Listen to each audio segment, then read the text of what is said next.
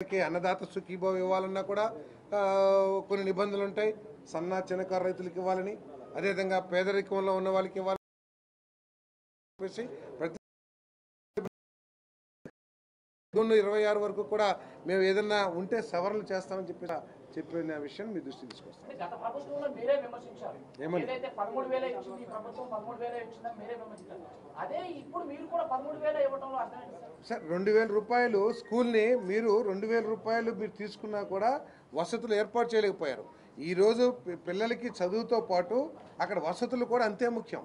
ఇప్పుడు ఈరోజు విద్యాభివృద్ధి కోసం మీలాగా రంగులేసి బల్లలు కొని లేకపోతే కన్స్ట్రక్షన్ క్యాపిటల్ కాస్ట్ పెట్టి పాఠాలు చెప్పి విద్యార్థులు లేకుండా చేయలేమేమో. ఈరోజు 16,347 మంది మన టీచర్స్ని అపాయింట్ చేసి పిల్లలందరికీ కూడా మంచి విద్యాబుద్ధులు నేర్పించే ఇన్ఫ్రాస్ట్రక్చర్ ఏర్పాటు చేశాం. దాంతోపాటు స్కూల్స్లో కూడా పిల్లలు 2,000 రూపాయలు కలెక్టర్ దగ్గర పెట్టి వాటిని అభివృద్ధి కృషి చేస్తాం. పారిశ్రామిక రంగం అని చెప్తారు. బిజినెస్ ర్యాంకింగ్ లో వైసీపీ 3 సంవత్సరాలు ఫస్ట్ ప్లేస్ వచ్చింది. కానీ మన కూటమి ప్రభుత్వం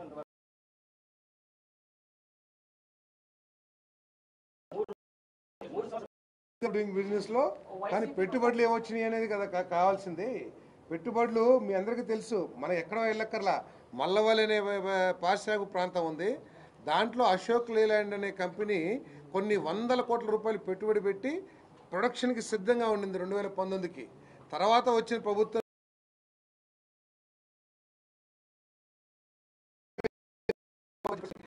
పారిపోయి మళ్ళీ 5 నెలల క్రితం లోకేష్ గారి చేతుల మీద ప్రారంభించి ఈరోజు ప్రొడక్షన్ స్టార్ట్ చేస్తూ ఉన్నారు.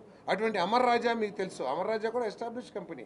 చాలా చిన్న తప్పులు ఉండుండొచ్చు. పారిశ్రామికవేత్తలు చిన్న తప్పులు చేస్తే ఆ తప్పులను ఆసరాగా చేసుకుని వేధించడం మొదలుపెట్టారు. కాబట్టి ఈ రాష్ట్రం నుంచి వెళ్ళిపోయి తెలంగాణలో పెట్టారు. అదేవిధంగా హెచ్ఎస్బిసి వెళ్ళిపోయింది. పెట్టుబడులు ఎక్కడ తీసుకొచ్చారు?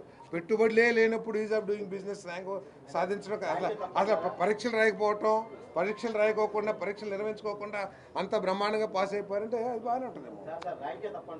నేను అంటలా, నేను అదే అంటున్నా. పరీక్షలు నిర్వహించుకోకుండా పరీక్షలు రాయకోకుండా అందరినీ పాస్ చేస్తే 100% రిజల్ట్. సో ఆ రిజల్ట్ కావాలా, లేకపోతే మంచి విద్యాబుద్ధులు నేర్పించి పరీక్షలు నిర్వహించి దాంట్లో పాస్ అయ్యి కావాలనేది ఒకసారి మీ ప్రజలందరూ కూడా ఆలోచించాలి. పెట్టుబడులు ఓకే, అలాగే సూపర్ 6 పథకం కూడా 70% కంప్లీట్ చేసాం అంటున్నారు. అయినా వచ్చిన ప్రభుత్వం ఏర్పడిన సంవత్సరంలో 1,50,000 కోట్ల పైగా అప్పులు చేస్తున్నారు. దీని మీద అప్పులకి ఏమి చేస్తున్నాం అనేది మేము స్పష్టంగా లెక్కలు చెప్పగలం. మీరు చేసిన అప్పుల్ని మేము అప్పులు తీర్చాలి. మీరు ఏదైతే 10 లక్షల కోట్ల అప్పులు చేసి మాకు అప్పచెప్పారో ఈ సంక్షేమ కార్యక్రమాలు చేయాలంటే తప్పకుండా అదేవిధంగా అభివృద్ధి కార్యక్రమాలు చేయాలంటే కొంత చేయాలి.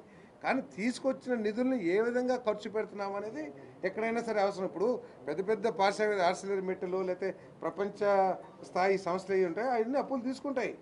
అది అప్పులు తీసుకుంటాం తప్పు కాదు. కానీ ఆ అప్పుల్ని ఏ విధంగా ప్రజల కోసం వినియోగిస్తున్నాం, ఆ అప్పుల ద్వారా ఎంత ఆదాయం తిరిగి రాష్ట్రానికి వస్తుంది అనేది ముఖ్యం అని చెప్పేసి మనం చేస్తున్నాం. మీరు 10 లక్షల కోట్లు అప్పులు చేశారు, ఆదాయం లేని కార్యక్రమాల కోసం మీరు ఖర్చు పెట్టారు. అంటే ఒక దిక్సూచి లేని కార్యక్రమాలు పరిపాలన అనుభవ రాజ్యంతో మీరు చేశారు కాబట్టి రాష్ట్రం నష్టపోయింది. ఉదాహరణకి మీరు పోలవరం తీసుకోండి. పోలవరం మీరే తొడలు కొట్టారు, మీసాలు తిప్పి అసెంబ్లీ సాక్షిగా 2021కి మీరు కంప్లీట్ చేస్తున్నారు. ఒకవేళ 2021 మీరు కంప్లీట్ చేస్తే 23, 24, 25లో ఈ రాష్ట్రానికి వచ్చే ఆదాయం ఏంటి, ఈ రాష్ట్ర ప్రజలకు జరిగే మేలేమిటి? మీరు మీ విధ్వంసం మూలంగా, విధ్వంసం ఎందుకంటున్నారంటే సరే ఆ వాల్ ఏదైతే ఉందో దాన్ని డ్యామేజ్ చేసి అది పక్కన పెడదాం.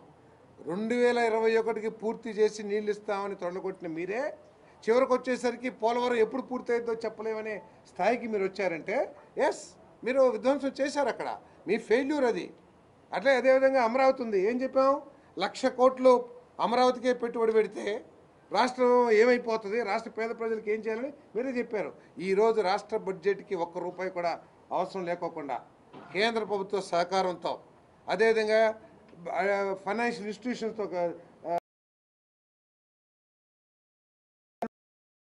FABM నిబంధనలకు కూడా లోబడుకోకుండా మేము తీసుకొచ్చి అమరావతి పూర్తి చేస్తున్నాం. మీరు పూర్తి చేసినట్లయితే ఏ విధంగా ఇప్పుడు తెలంగాణ ఉంది, తెలంగాణ మొత్తం ఒక ఎత్తు అయితే హైదరాబాద్ ఒక్కటే ఒక ఎత్తు. అదే అమరావతి అభివృద్ధి చెందినట్లయితే ఈ రాష్ట్రం ఏ విధంగా అభివృద్ధి చెందేది, ఇంకా ఏ విధంగా పెట్టుబడులు వచ్చి ఒకసారి ఆలోచన చేయండి. మరి ఈరోజు అంటున్నారు ప్రజలు మా ఆలోచన తిరస్కరించారు, మేము మార్చుకున్నాం మా ఆలోచనని. చేసిన తప్పుకి ఏ సమాధానం చెప్తారు? ఏ ప్రజలు మీకు చెప్పారని చెప్పేసి 3 రాజధానులు అన్నారు? మీరు ఈరోజు తప్పైంది మేము మార్చుకుంటున్నామని చెప్తున్నారు. ఏది రాజధాని మీద మా విధానం తప్పని చెప్పేసి మీరు ఏ ప్రజలు చెప్పారని చెప్పేసి 3 రాజధానులకు వెళ్ళారు? మీరే అసెంబ్లీలో ఒప్పుకుని అమరావతికి. సో ఇవన్నీ కూడా మీ విధానాల మూలంగా, అనాలోచిత పనుల మూలంగా ఈ రాష్ట్రం తీవ్రంగా నష్టపోయింది అనేది వాస్తవం.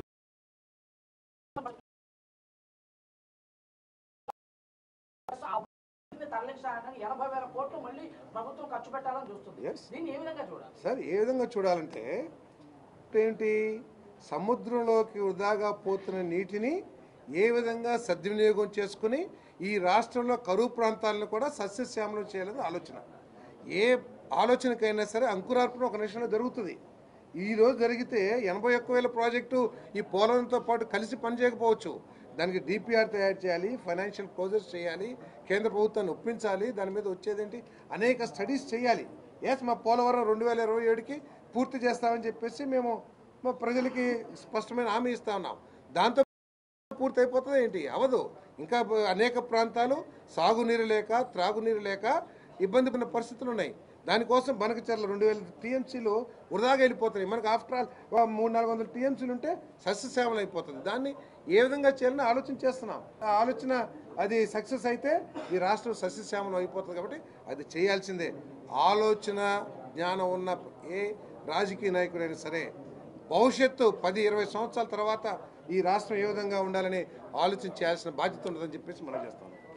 తల్లికోదనానికి సంబంధించి గత జీవోని ఇంప్లిమెంట్ చేస్తున్నారు. 85 లక్షల మంది ఉన్నారు, కానీ 67 లక్షల మందికి ఇస్తున్నారు. మీ దగ్గర 85 లక్షలు ఉన్నారని చెప్పేసి ఏం ఆధారాలు ఉన్నాయి? 85 లక్షల మంది ఉంటే మీరు ఎందుకు 45 లక్షల మందికి ఇచ్చారు? సో ఏదో నోటికొచ్చిన ఫిగర్ని అనౌన్స్ చేస్తాం కాదు. తప్పకుండా అర్హత ఉన్న ప్రతి పిల్లవాడికి కూడా ఇంటిలో ఎంతమంది ఉంటే అంతమందికి ఇచ్చేది మా కార్యక్రమం. ఎక్కడైనా సరే ఒకళ్ళిద్దరు 2%, 3% ఏదైనా అకౌంట్స్ తప్పు కానీ, లేకపోతే సమాచార లోపం కానీ, లేదా రికార్డు లోపం కానీ ఉంటే వాటిని కూడా సరి చేస్తాం. దాంట్లో ఎటువంటి అనుమానం లేదు.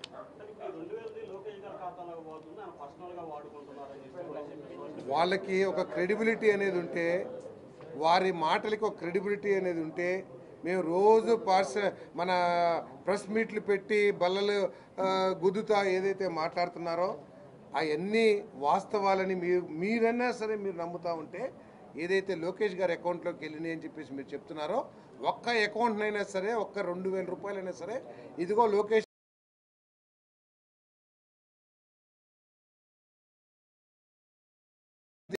సమాచారం ఏది పెడుతున్నారో విలేకరుల సమయాన్ని వృధా చేస్తున్నారని భావించాల్సి వస్తుంది.